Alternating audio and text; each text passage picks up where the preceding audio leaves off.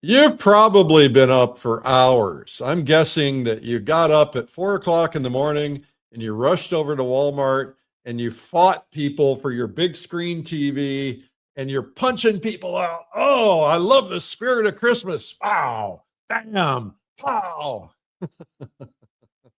Welcome to the Black Friday edition of Feedback Friday. I'm Eric Rhodes, and this is Art School Live. Today, we're going to give you feedback on paintings. Let's look at some of the paintings we're going to give feedback on. We have a beautiful landscape painting. I don't know what to call this. It's a great painting, whatever it is. Let's see. Another landscape painting. We have a portrait by the water. We have wow, that's pretty impressive. We have a beautiful rock scene in the ocean, and we have a lily pad.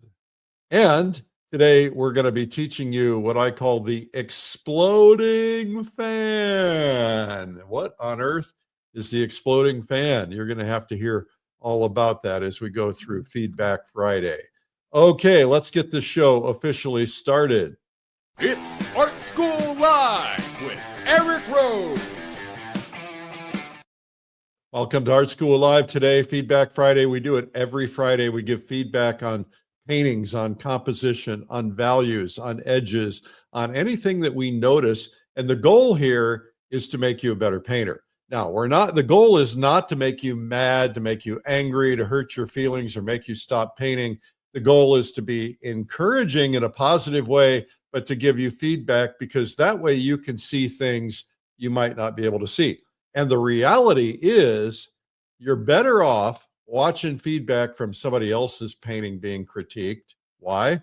Because when you hear your own painting being critiqued, you're kind of talking to yourself the whole time like, well, I don't mean to do that. Okay.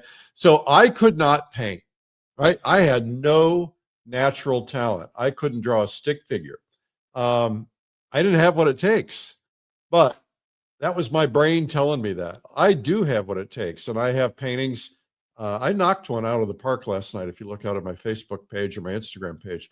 But you have to just keep at it. It's a process. Anybody can learn to paint, and that's what this program is all about. We try to teach people to paint. And of course, we have all kinds of resources like painttube.tv, which we can give you in-depth lessons. And a lot of the lessons we have on Mondays, we do Art Marketing Mondays.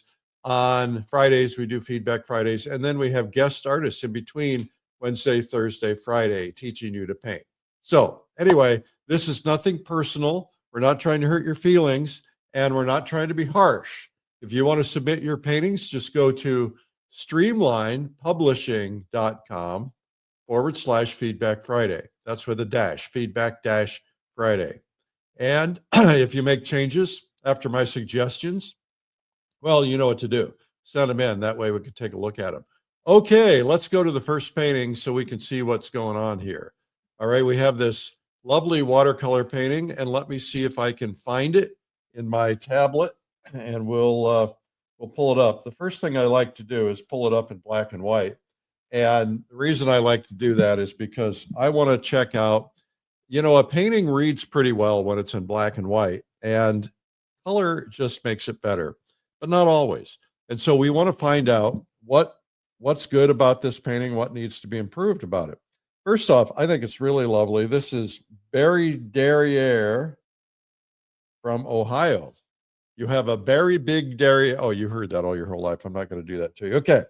All right. So let's start out by looking at composition, shall we? Composition, one thing I always look is I draw a line dead center. And I say, are we lining things up dead center? Because we were all taught in kindergarten that we should be targeting everything here. And the reality is, there are no rules. There are times when this will work, but that may not be the best thing to do. So let's look at what I call the tic-tac-toe grid. So we do 1/3 equal on both sides, roughly 1/3 equal. And we look for one of these third areas to find a primary focal point. And you can have secondary focal points, like this could be a secondary focal point, or this could be a secondary focal point. And this pretty well works. You know, this I would say is your primary. This is probably a secondary, and it's probably okay to be over there. It doesn't hurt to be over there. You know, it might be here, but I think, quite frankly, it works. And this is your tertiary, right? This is probably more important than this rock here, because you want to kind of draw them back, and then really you want to draw them back into here, or something back in here that's going to kind of take your eye back. So what I might do is I might, I don't know, I'm not sure what I would do here, but let's just play a game for a second. Let's play a game called Where Does the Eye Go? All right, so I'm taking my grids out, and we're going to just say, where does the eye go? Okay, the eye starts here, right? And then it goes here. This is like billiards, right? Then it's kind of going here. Then it's kind of going here. And then it's kind of going here. And then it's kind of going here. And that's called an S curve, right? That's a classic composition. Now, the other thing is, and this will change once we see the water, but see the S, and it's doing this. And so the artist here, Barry, has done a really good job taking the eye back. What I want to see is when you take me back here, ultimately, I want to have something in here that's going to draw my eye, draw my attention. So, for instance, this area here, the distant mountains, if you were to move that into there, that way it's something that you can just get a sense of something that's high contrast, and it's really drawing the eye in. Now, let's look at the values on this painting. First off, the values are pretty strong. I look at darks and lights, right? And so the questions I'm asking myself is, where is the darkest dark? And ask yourself that question. If you squint down, you can ask yourself, where's the darkest dark? And I think the darkest dark is here and here, and maybe a little bit in here. So really, what we want to do is we want the darkest dark to be probably up front here, because it will help the sense of receding atmospheric perspective. So if we were to take a good strong dark, and you've got a good strong dark in here now anyway, but just look for a way to get, strengthen your darks in the front, maybe with some form. And maybe, reflections typically are a little darker, not always, but maybe get some of these darks in here. Now that's nice. And then what happens, these other darks don't look so dark. Now, the next dark would be here, and then the next dark would be here, and then the next dark would be here. So I would probably look to see if we could lighten this up just a little bit in here. So maybe we make that just a little lighter in here, and that way it kind of feels like it's receding a little bit more. And then the question is also, if this is my primary focal point, you want your sharp edge here, which you've got. Let's look at the color version, see the magic happen. Now, this is really beautiful. Barry did a good job on this. So where do you want the eye to go? That is also a big question. Where should the eye go? And what's happening in the color version is my eye is going right here. And that's okay if that's where you want the eye to go. But what happens is we tend to follow the whites, right? Bright whites. And that's kind of taking me back in there. But the first thing I saw, the biggest contrast, was that yellow background against those pine trees. And that's okay if that's what you want to do. If that's the case, what I would do is I would look to soften this rock in the front a little bit so that it's not necessarily gaining all the attention, because what you want to do is ask yourself, where do you want the eye to go? By softening that rock and maybe softening this one, you could soften these just a little bit. And now what happens is your eye is kind of going back there to where you had it. And then what I would probably do, if that's where you wanted me to be, I'd probably look for a way to pump up the colors right in this focal point area. You've done a pretty good job of that already, but look for a way to bring some bright spots. Maybe, you've got this beautiful orangey color in here. Maybe we just pump up, a little bit of brightness in here. Not much. You don't need much. You don't want to be too garish, but that really draws the eye in there. And then if you want something back in here, then we want to look for what can we do to create some mystery back in here. And so maybe we pump up the light on this mountain back here, if that's a mountain. Maybe we do something to make that feel a little bit more contrasty. Maybe we make that in a darker blue or a purpley color to get a little contrasty in there, and then make that light stand out somehow. But I think this is really lovely, and I'd like to see a new version of this and see what you do with it. Now, if we were going to make this area in the back to pull the eye back, here's what I would do real quickly.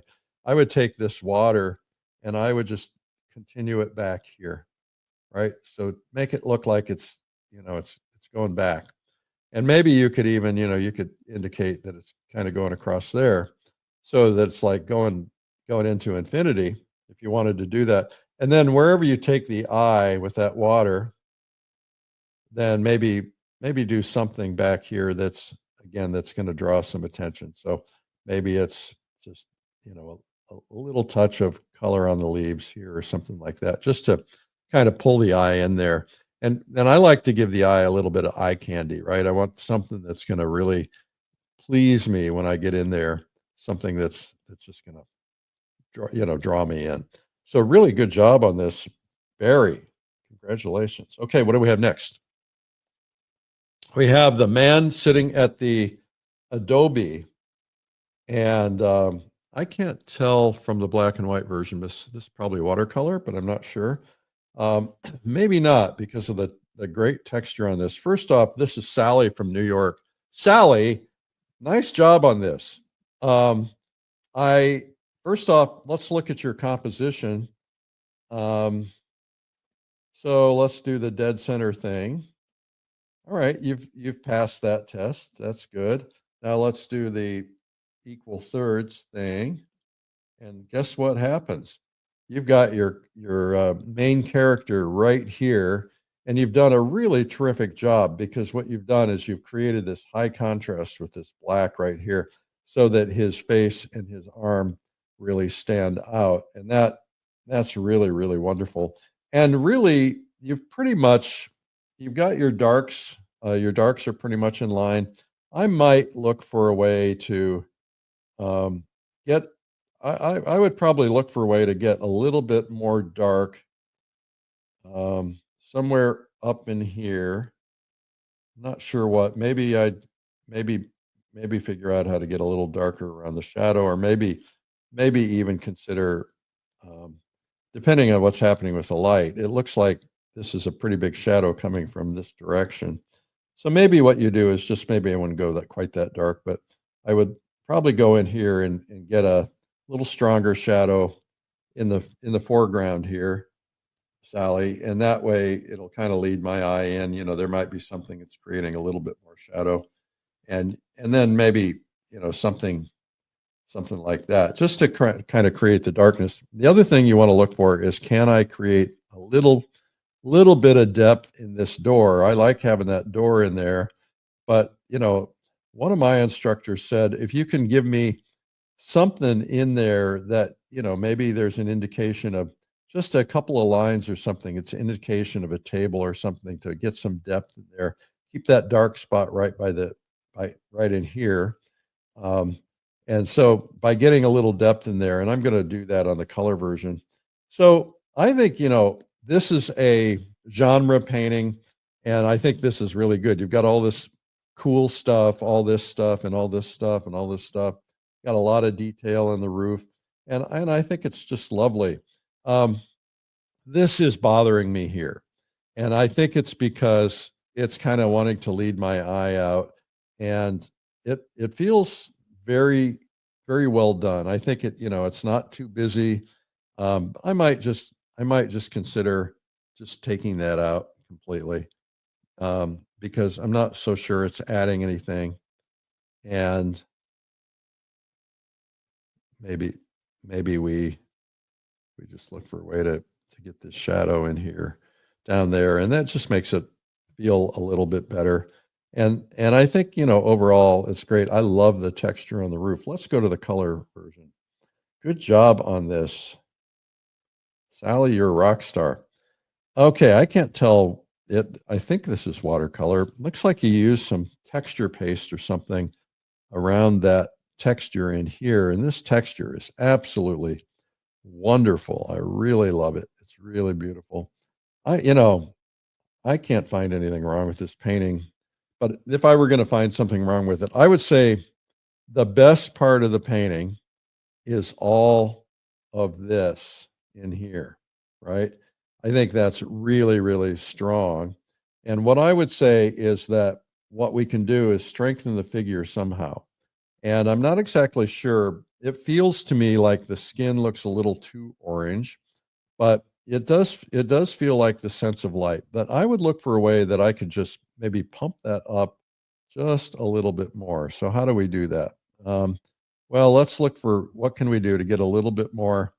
You've got a touch of it on the elbow there, so maybe get a little bit more form.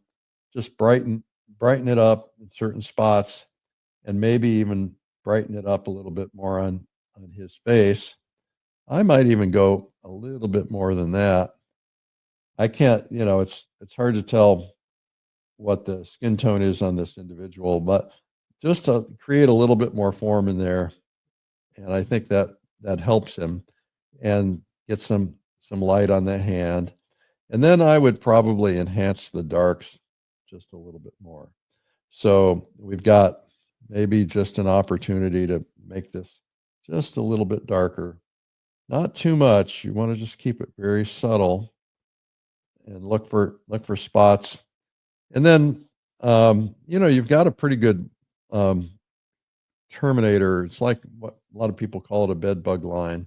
And that is you want some chroma kind of where the light meets the dark. And you've done a pretty good job of that. So I think you're a pretty skilled painter. I would watch your edges. So look at how everything is sharp. And so almost everything in this painting is sharp. Sharp edges here, sharp edges on here, sharp edges here, here, here, sharp edges on all of this stuff. And that's a style, and that's okay. I'm not being critical, but you might look for what could I do to soften some of these edges. For instance, where do you want him to recede? I'd say right on this shoulder. I'd maybe soften that shoulder just a little bit, soften the edge of that arm. It makes him feel like he's receding. Maybe soften part of the shoulder and back, not too much. And you don't want to do it everywhere because then it's going to look a little too contrived. But look for spots where you've got hard edges and see if you can soften them up a little bit here and there. And then I would do the same thing on the door. Look for a way to get a little bit of softness here and there on the door, so that you don't have everything sharp. And the same thing, maybe on some of these clothing items that are hanging, just loosen them up a little bit in a couple of places. That will just, I think it'll make it read a little better. And now what I talked about is putting something on the inside. I did a copy of Two Girls in a Window by Murillo, and it had a big black window. And my instructor said, put something in there to just kind of indicate that, there's a couple of things catching some light, and make them really soft. And don't, that's probably too light. Now I'm going to soften them. And the idea is you just want them to be barely visible. And what that does is it just pulls your eye on it and says, oh, there's something in there. That's pretty cool. Anyway, I think everybody would agree you get an A+. Sally, you are a rock star. Okay, what do we have next? Oh, we have this the path. This is from Gina Cian in Alabama. All right, Gina. All right, so we're going to play composition games here. First off, I can tell you did some really good things. All right, we don't have anything dead center. This is pretty close, but you resisted, which is good. And now we're going to do the tic-tac-toe grid thing. And you did it really well. You've got your composition, your primary focal point, I think.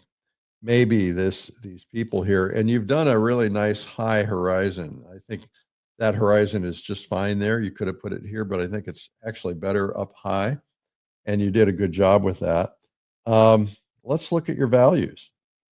Where is your darkest dark? If you squint, this right here is pulling my eye more than anything else.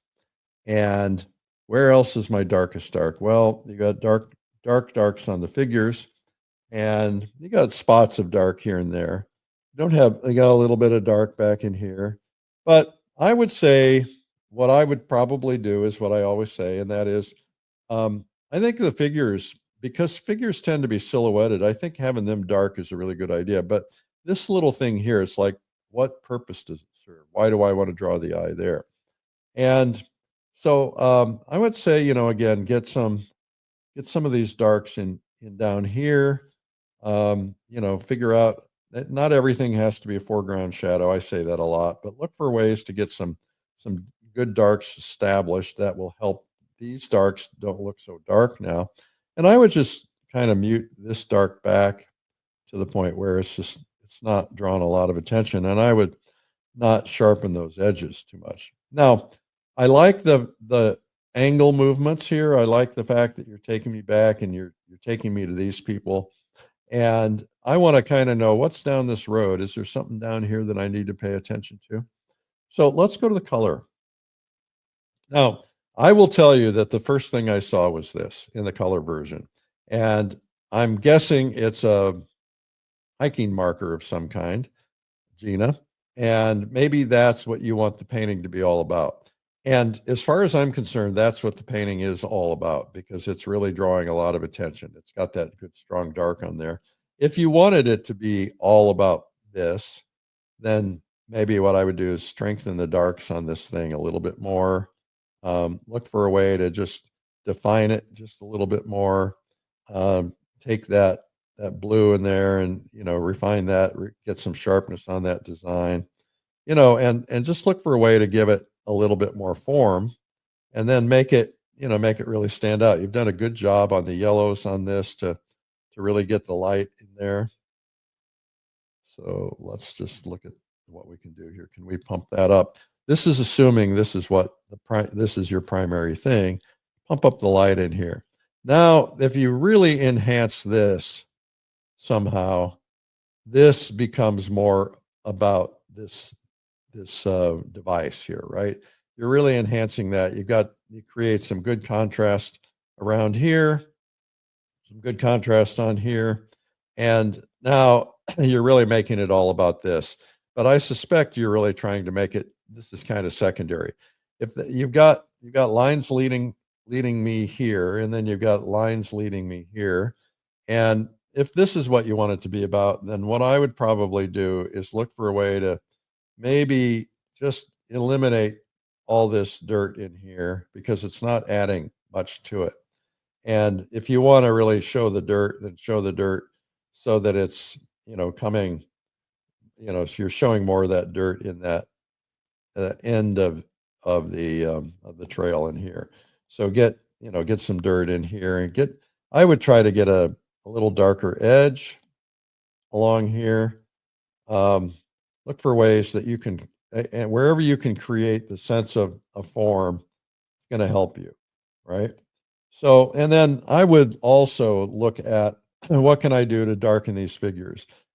The reality here is that these figures are already pretty dark, but I'm just going to go in here and darken them more, right? And I think the shape of your figures, the posture, that kind of thing, that's all really good. And then if you want the attention to go there, then really go crazy with the light. And, you can get a warmer light in there, but, go crazy with the light on the shoulders and the light on the top of the head. We have a great video that Michelle, I can't think of her name, Michelle Byrne did. And Michelle, talks about painting figures, and she really is good at that. And if you have a chance to put a little color in here, because maybe the backpack is red or something. Now, putting something a little obscure right in the where this primary figure or two are happening. Just a chance, you know, so they could be wearing blue jeans. So you could have this be kind of blue down here. But the idea is that just makes it a little bit more interesting. But you're not putting color everywhere else. You're just putting color around them. And then the other thing is that it feels to me like you've done dry brushing in here and in here, and it just feels a little bit. I'd say it needs a little bit of distance. So maybe I would maybe look for a way to purple that up, darken it up just a little bit, so that you get a little sense of distance. And watch what you've got here is you have everything kind of on the same plane here, right? Everything's right here. And so that's less interesting when you do that. So get some good darks at the base of your trees. I'm just going to go in here and just do this like this. And I'm going to go here, and this is probably a little crazy, you know, but let's look for ways that we can get some purples in there. And then what you can do is you can look for ways to make this stuff uneven. Try to find something that is going to make that uneven. Then what I like to do is I just like to lay some green tones on top of it and not draw a lot of attention to it, but it'll read like painting, like trees, right? So, and then, you know, again, what I talked about is sometimes you want to make the path continue on, and like what's down here, what can I do? And pump up the light, you know, make sure that your light really feels like light, and don't do it everywhere, but do it around the focal point. Really pump it up there. And then, you know, if you want to, you can do that. I think what I'm going to do, just because it seems like fun, artist isn't going to like this, but hey, let's just add something down here that's going to make me want to go down here, right? So just going to add mountain in here. And, you know, you don't have to paint what you see. And then, you know, you can pump up the light on that mountain, again, where you really want the eye to go. So maybe you want the eye to go over here to this thing. Anyway, and then I would soften up this if you want this not to be your focal point. Soften this whole thing up a little bit so that it's there, but it's not drawing all the attention. And that way you're like, oh, okay, I get it. So get some good strong darks up in here and in here somewhere. And this is going to that's just really a beautiful painting. Good job on that. Okay, what's next? We have our man. Okay, so this is from Ken Donahue in California. Congratulations, Ken. Very nice job. Let's play all the games, right? Tic-tac-toe. Boom, our dead center. Good job. Nice. You avoided that. Let's do thirds, equal thirds. And, you know, you've got him really in this focal point, and that's really nice. Now, I like the fact that the composition is over here. And I don't know if I want him looking at me or if I want him looking at something out here. I think if he were looking at something out here, what I would probably do is I'd move his composition to over here so that you've got his eyes kind of glaring off over here. And then you've got this ocean, so he's kind of lovingly staring out at the ocean. That's one option. But, you know, this is a portrait of a man, probably a father or grandfather or somebody. And it's really nice. So let's look at it from a value standpoint. I think that I feel like this painting, ask yourself, what's drawing your eye and where's the darkest dark? What is drawing my eye on this painting? Now, he's the first thing I saw, but all of these little dots over here in the corner, they tend to be drawing the eye. And so, I don't know, that's just a thing for me. But I would, and this looks like this is watercolor, definitely. So I would, you know, watercolor darks are harder to accomplish, but I'd look for a way to get strengthen your darks in a couple of places, right? It doesn't necessarily have to be up front because you're not creating distance, but look for a way to strengthen some of these darks. And then I would look for a way to, I think the form on his face needs a little bit more dark. And so the question is, how do we find that right darkness? You know, get some good form going on. And I can't tell from this where the light's coming from, but you know, you're going to want to have some form that, again, here's form, right? Darker, less dark, lighter. Let me just pull this up real quickly for you guys. All right, so this is form, right? So everything has form. And so what you've got here is you have dark, medium, it gets lighter, and then it gets a highlight, and then it goes back to here, and then you have the Terminator shadow. That you want to have form in everything. This bowl has form, darker, it's lighter here, darker here, darker here, lighter here, and that creates a sense of form. And so having that form is really important. So let's go back to the color version of Ken's painting. Now, watercolor is tough. And Ken, I would recommend that you consider going to Watercolor Live, because I think you've already got really great bones here. I think you could take it to the next level. I would just look for a way that you can get, again, these darks a little bit darker to create form. Where is the light coming from? I can't tell. And I would like to see the light coming from somewhere. And so it may be just, you know, it was lit with a flash. There's some light on the shoulder, but look for where you can intensify the sense of darkness. You know, usually there's a pretty dark shadow.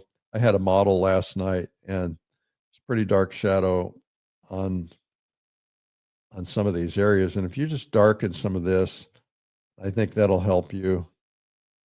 And then look for ways that you can create that sense of form, and that'll make a big difference. And then if we edge that form so it's a little lighter, and of course you can sometimes get a little color in the cheeks, maybe a little lighter than that. But the idea is that, and there's usually a lot of color in the nose, where there's a lot of blood.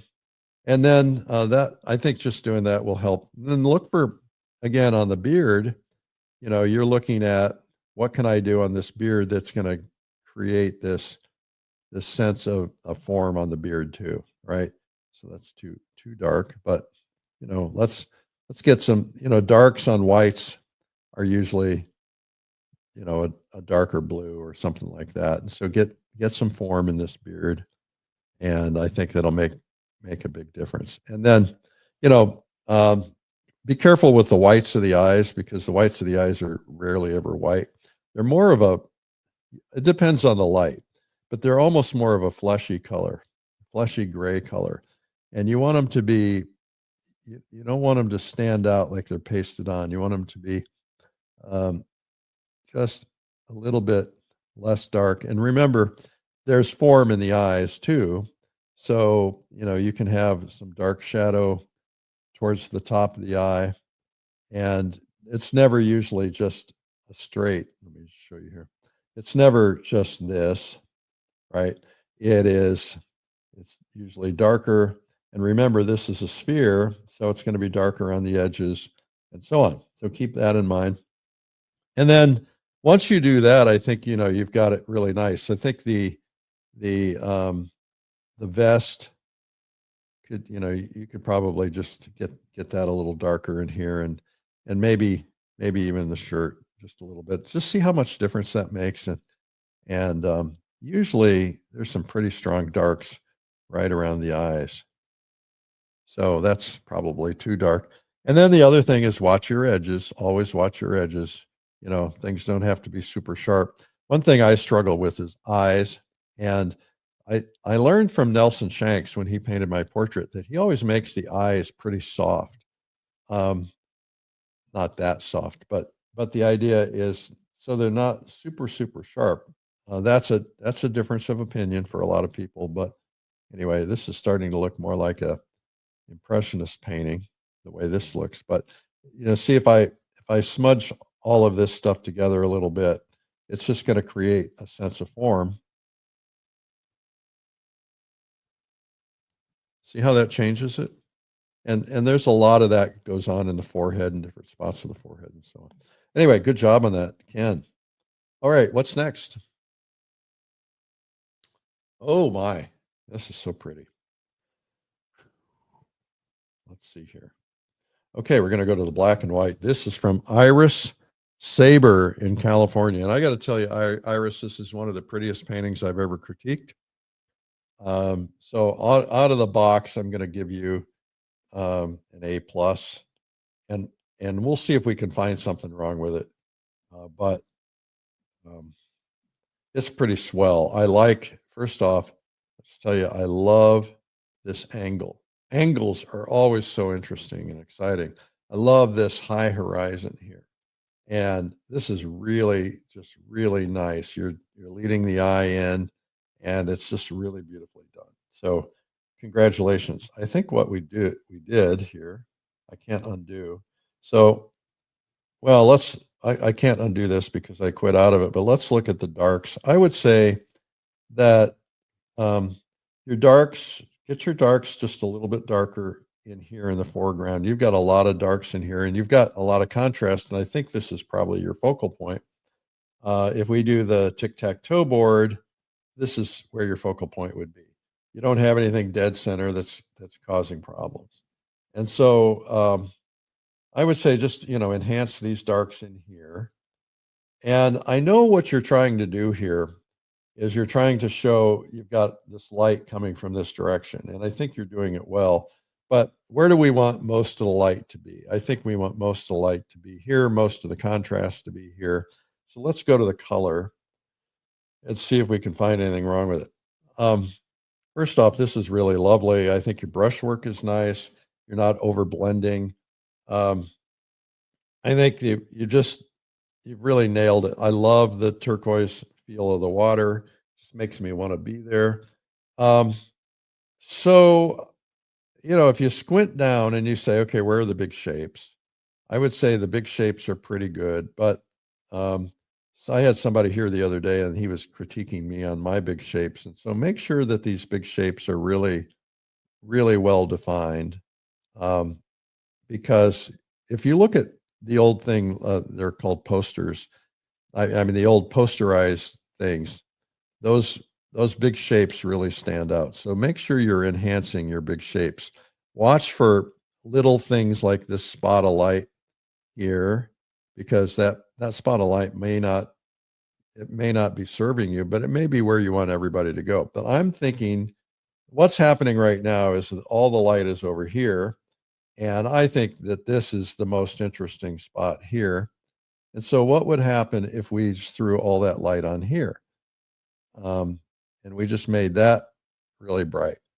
Now, maybe that's not the right color. Maybe we make it rocky color. But when you throw all the light on here, it kind of says, hey, this is really grabbing a lot of this light. And, you could have a little bit of light hitting a couple of places. And then what I would probably do is look for a chance to tone this in here on the side down just a little bit. And you want to have that sense that the light is coming in from there. There's no doubt about that. But if you leave just a little touch of that and maybe you enhance it on the top, excuse me, then, you've got a little light coming in here, but you're really pushing the light over here. And then this in here, it's not serving you. I think what I would do is I'd look for a way to mute this back in here. And so that way, you can have a little light on it. But what we're really trying to do is we're trying to make this all about the light over there. And then now, excuse me, I would even look for an opportunity, see if you could pump up that turquoise just a little bit more in a couple of key areas. Maybe, maybe in here, if this is your focal point, just look for a way to just really make that sing. I wouldn't put it all the way in here because this is your focal point. So I would just kind of keep it really in here. And then all of these whites on the shore, they're fine and they're pretty well grayed back. But if you want the focal point to work, then what you want to do is look for a way to get your purest whites. And I very rarely do I use white. I would use white that is got a little bit of color in it, a little yellow in it, maybe. And then, where in here do you want that water to be really grabbing attention? Do you want it in here? Is it, if it's all about this as your focal point, then you're making this, this is where your dynamic water is, right? And that way I think it just helps it a little bit more. I do like what you've done with the water here. And I might even, if you're trying to make this about the water, then I would probably pump up the light on this beach a little bit and keep a little darkness in there to give it good contrast against that color. And then if that's the case, then if you're going to pump this up, then, pump up your lights in here, your colors in here just a little bit. But I think this strengthens it just a little bit. And I would even consider maybe making some of this a little darker in here and a little darker in here, just because it makes it all about your focal point. And that's what I would try to do. So anyway, what else do we have? What's next? Oh, we have the lilies. Okay. So next we're going to go to lilies. And wow, this is from 𝗙𝗵𝗱𝗆𝗆 from California. All right, Nita, congratulations. Good job. Okay, we're going to look at this from all the typical ways we examine things. We're going to look at it from dead center. This flower is pretty close to dead center. I'd be careful with that. And we're going to look at it from tic-tac-toe board, right? Third compositions. You've got it. You've nailed it here. You've nailed it here. That's good. So which one of these flowers do you want to be your primary? And so we're going to talk about that. The other thing we're going to talk about is where your darks, right? Darkest here. Now you want to have really strong contrast where your primary focal point is going to be. So let's say this is going to be your primary focal point. Look for a way that you can strengthen right around your primary focal point so that it really makes that stand out, and look for a way to create really good strong form in there. I would eliminate this flower here, just make it just kind of dissipate, and look for a way to maybe make it go away because it's not serving you, and get some really good strong darks around this flower, right? And maybe a good strong lily pad around there too. This flower isn't adding to anything, so I would take it out. Now, if this is your primary flower here, then I would soften this one, or make one of them more predominant than the other. And so, you might soften the edges on this just a little bit. So, it's there, but it's, and then you sharpen the edges on the other one. Let's go to the color version of this. I think what's happening here, Nita, I love your colors. I love the energy. I think that, and I like the pinks in here. I couldn't tell that from the black and white, but I think what's happening is that this painting has a sense of busyness. You got all these marks, these busy marks, and let's see if I can get this. So there's all this busyness in here, right? There's busyness everywhere, and it needs a sense of peace once in a while. There's busyness here, and I know it's all about energy, but let's ask yourself, where do you want to draw the eye? What's going to be most important to you? And obviously you love the whole scene of the lily pads and things, but I would say you're drawing the eye up here a little bit. You're drawing the eye here, you're drawing the eye here, you're drawing the eye here. All of these, it feels to me like your paint needs a little bit of fluidity to it. It feels kind of like dry and clumpy to me. So you might get some medium and try some medium. But you do have a lot of nice energy, but let's look at what we could do to put a little more peace in there. So I like this color of this water. And so I'm gonna assume this flower is your primary. And so I'm gonna get a nice sharp edge on her or him.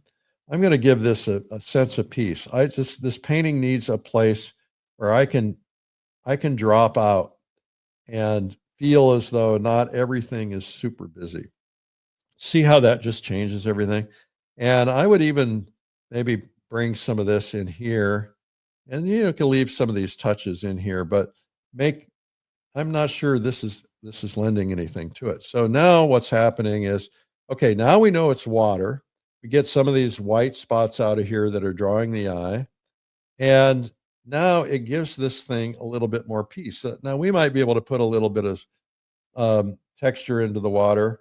Let's just get some of this busyness, these other flowers, out of the way. Now look at how this is changing the feel of this just immediately. And it just, because your eye needs a place to go for some peace, right? So just by doing that, it's improved it greatly. We're going to get these white spots in the distance out of there. We want this to be about lily pads, but it doesn't have to have every lily pad to be a great painting. Just by doing that, see how it changes everything? Now what I would do is I would probably soften up some of this in here. Just not try to draw the eye too much to the lower parts of the painting, because what we're really trying to do is to draw our eye up to that primary lily pad. And then over here on the edges, I'd probably look for a way to just darken this quite a bit more.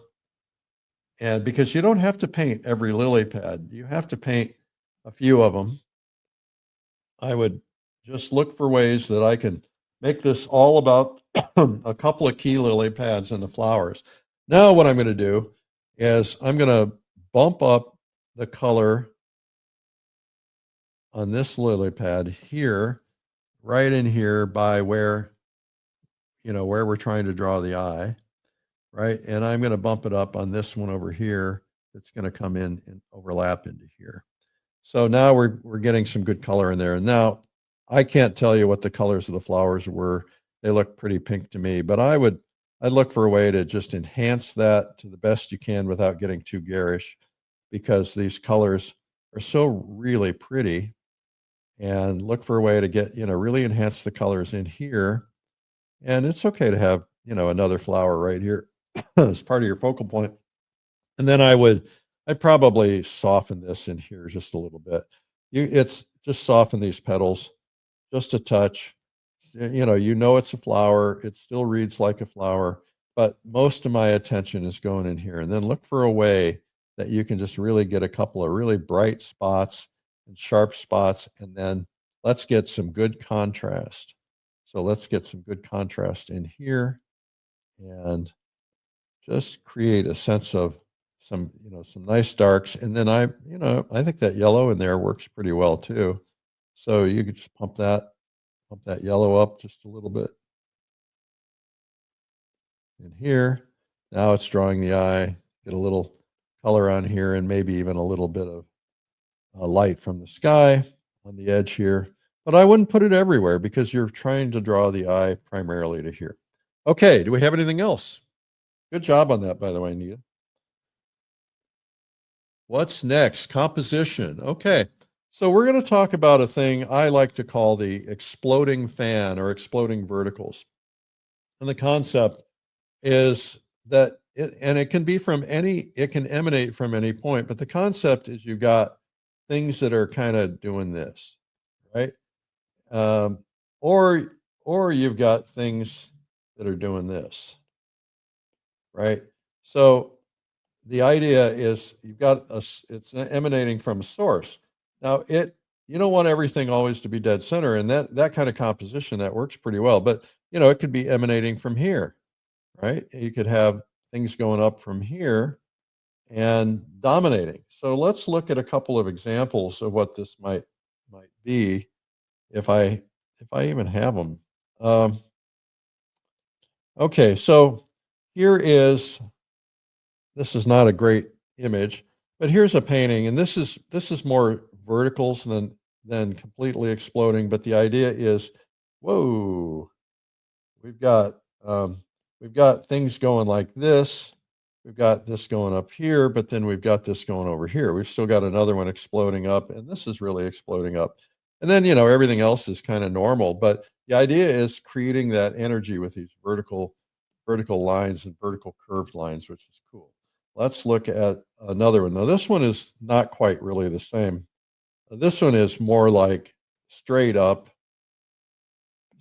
lines, but it's kind of the same concept. It could be, you could do it that way as well. You could do, let's see what else we've got. This one is really a great example. Is if you really look at this, it's basically doing this. You don't notice it, but and then, you're bringing attention to something that's there, which in this case is probably the tip of that tree. Now, that doesn't mean you don't do a foreground and you don't do all this other fun stuff, but it's really fun to play with things like this. See if I've got another example of it. I think what I would probably do, let me just create one. All right, so if, let's say we've got some water here, and we've got, maybe a little foreground, some rocks, and we've got a tree.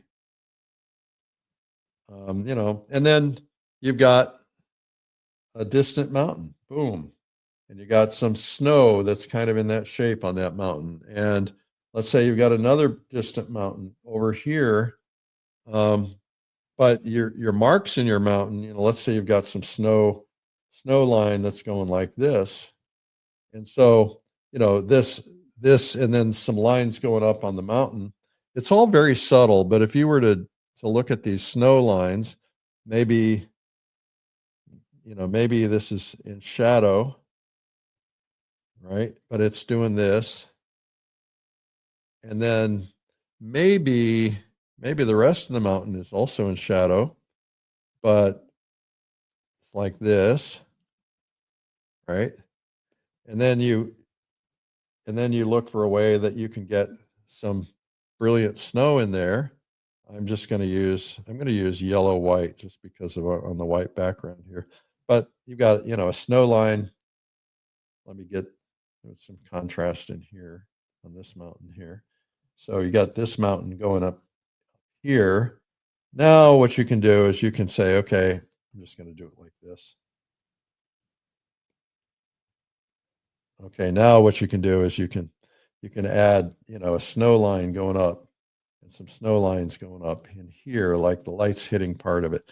But it's like an exploding flower, it's just kind of going up. And I think you could have a lot of fun trying that. So why don't you try that at home?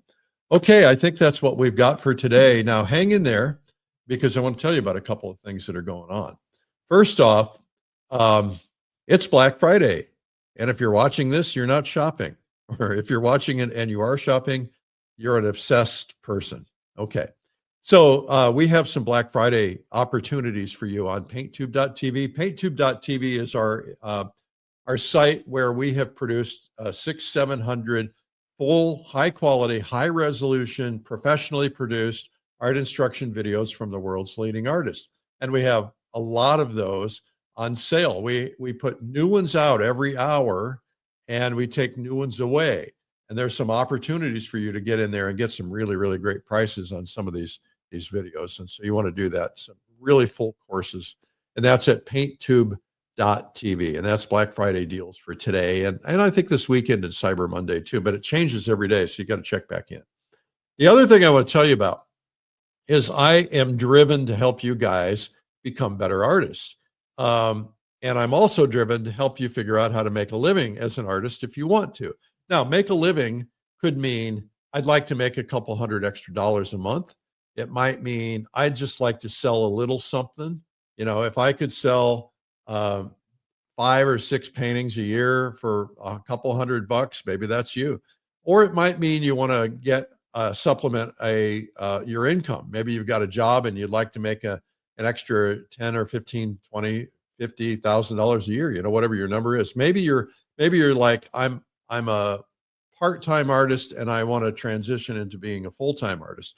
Or maybe you're a full-time artist and you're like, I got to get my numbers higher. This is a bad year. I got to get them up there. Or I want to get to the level of, some of the top artists. How do I get there? So I've created a thing called Art Business Mastery Day. That's going to take place on the 10th of January. It's going to be a full day event. I'll be bringing in guests. We're expecting about 1,000, maybe more artists are going to be attending it. We have people attending from all over the world. And if you take a day, I know you look at this and you say, how could I do this? Look, if you take a day, a Friday, we did it on Friday, so you can take Friday off. Take a day and learn about all this stuff. We're going to teach you all kinds of techniques, all kinds of tricks about pricing, about how do you find the time to do the things you want to do? What are the things I need to be doing? How do I get to the next level of my art business? What are the things I can do to make galleries interested in me? How do I get more collectors to follow me? How do I get them to buy stuff? We're going to teach you about email marketing. We're going to teach you about online marketing. We're going to teach you about in-person advertising. We're going to teach you about all this stuff. Now, quite frankly, I've got a lifetime of doing marketing. I can't teach it all in a day. And I am not teaching the whole thing. Like I said, I've got some guests that are going to be announced, and I'm making this $47, $47.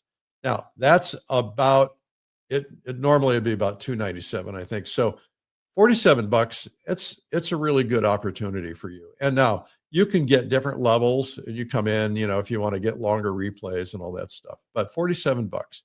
And if you take that day and you listen and you just pick one or two things, take copious notes, pick one or two things, I think you're gonna crush your goals. Now, here's the other thing. We're gonna build a plan. We're gonna build a plan where we're gonna send something out to you in advance. We're gonna make you do a little homework so that you're ready mentally for what is coming. And then you're going to build a plan along with me. I'm going to show you how to build a plan. We're going to build a plan for your first 90 days, right? And then you can take that and build the plan for the whole year. But we're going to show you how to do it. We're going to show you how to manage it, how to make it work, what works, what doesn't work. And we've got experts on that are going to help you with this stuff. So it is worth doing. Believe me, it's worth doing. Rather than spending $47 on a Christmas present that somebody doesn't want. If you know an artist and you've got an artist that's struggling with something, buy this as a Christmas present for them. It really is, we think, is going to be transformative. So give it a chance. It's you can find out more about it at Streamline. That's my company, streamlineartevents.com/marketing. The other thing I want to tell you about is we're getting closer to winter. A lot of you are experiencing snow already. And people like me are about to. I'm a little further south. It's getting really colder this weekend. And so I like to paint in the wintertime. And I'm not a snow painter. I don't want to be out in the snow. I don't want to be cold. I do it, but I don't want to do it all winter. And so what I'm going to do is put together a thing. I actually put it together. It's called Winter Art Escape. And what you do is come to Florida in February when everybody else is suffering. We're going to paint St. Augustine, the oldest city in America. Beautiful old architecture, beautiful gardens, beautiful fountains, beautiful lighthouses. We're on the ocean, or we're at the ocean. We're taking over most of a whole hotel. There's going to be about 100 of us. We paint together every day. We go to a couple different places. We've got it all prepared, so we know where to send you. You're going to need a car. And then we've got some special little perks that we've never done before on one of our retreats. Do that. And then we eat our breakfast together. We eat our dinner together. We give you lunch to take with you. And we paint all day. And we sit up at night and we play. We do fun things. We sing. We have a great time. So we would hope that you'll come along, and it'd be a great Christmas present for you, or for, call a couple of friends and say, hey, well, you want a room with me? You want to share a room? Let's do this together. Let's meet in Florida. It's going to be a lot of fun. And we have people at all levels, right? If you're embarrassed to show yourself painting because you're not used to that, there's a lot of us who are that way. If you're a pro, there are a lot of pros there.